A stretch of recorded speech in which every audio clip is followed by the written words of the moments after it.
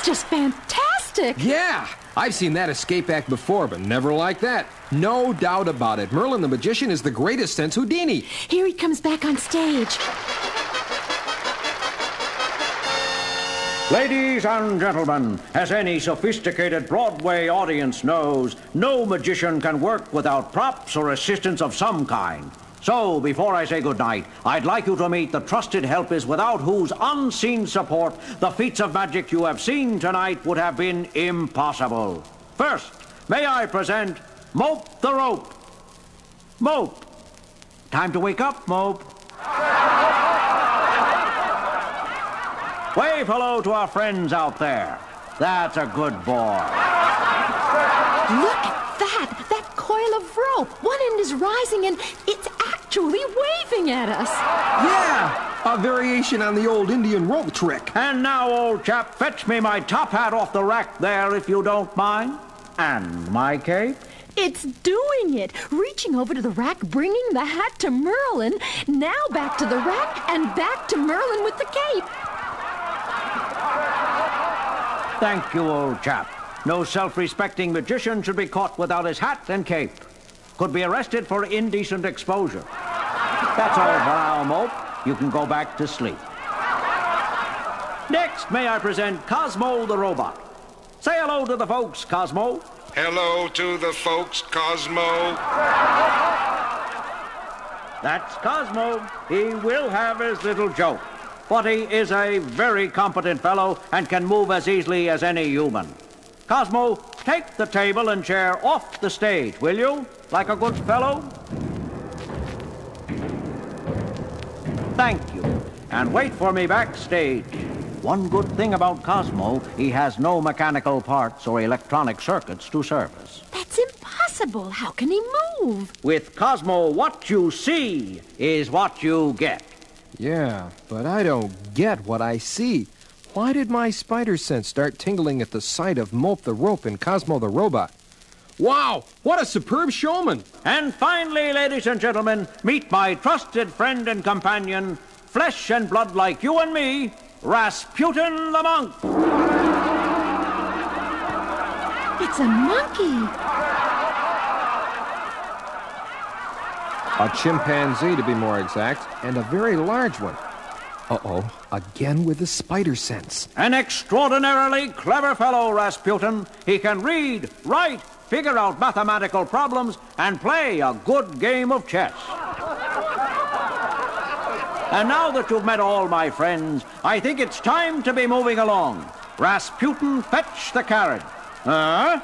That's it. Good man. He's pulling a rickshaw and Merlin's getting into it. And so, friends, on behalf of my 3 assistants and myself, I wish to thank you for your kind reception and bid you a fond farewell.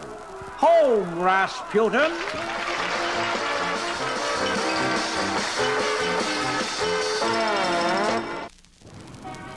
Gee, thanks for a swell evening, Peter. Sure you won't come up for a cup of coffee? No thanks, MJ. Got some work to do. I'll see you tomorrow.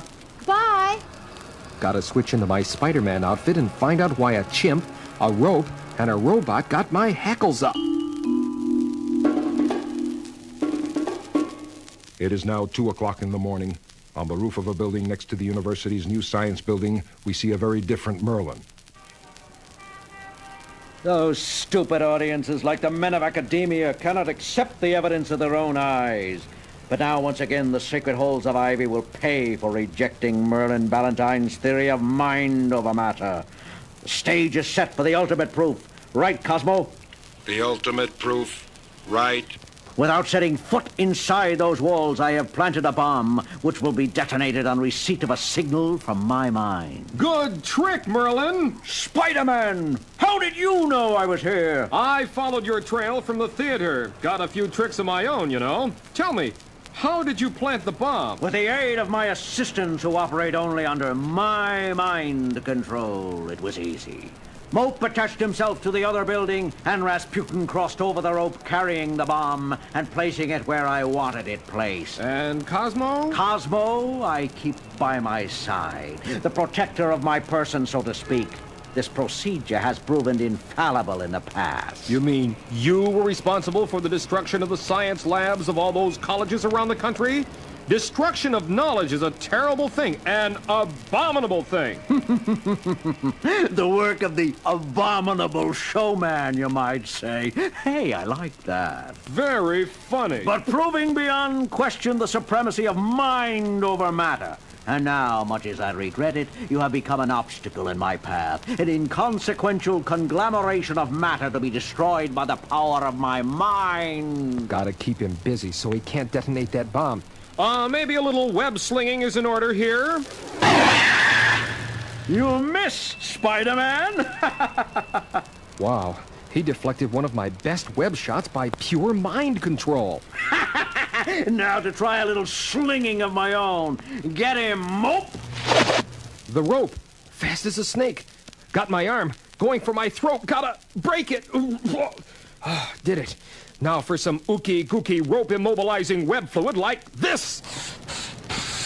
And mope the rope goes Betty bye. Cosmo! Rasputin! Destroy him! Can't let a robot and a monkey make a monkey out of me, can I? Destroy. Destroy. Wow, that hunk of tin was faster than I thought. Holy smoke, a killer robot in front and a crazy monkey on my back. Any funny sayings or flippant last words now, Spider-Man?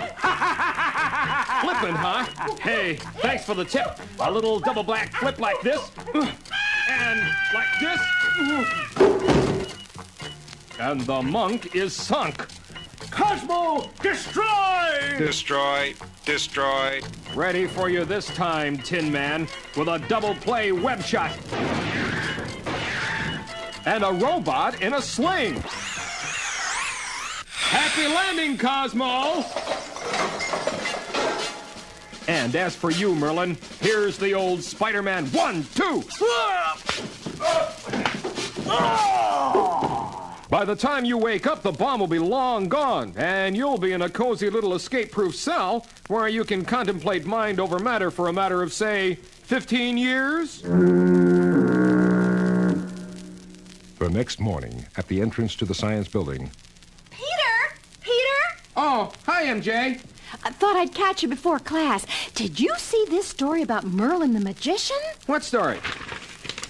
Oh, Merlin the magician caught in bombing attempt. What a tragic ending to the career of a wonderful showman. Or as he himself put it, the Abominable Showman. What did you say? Oh, nothing. He sure was one wonderful showman.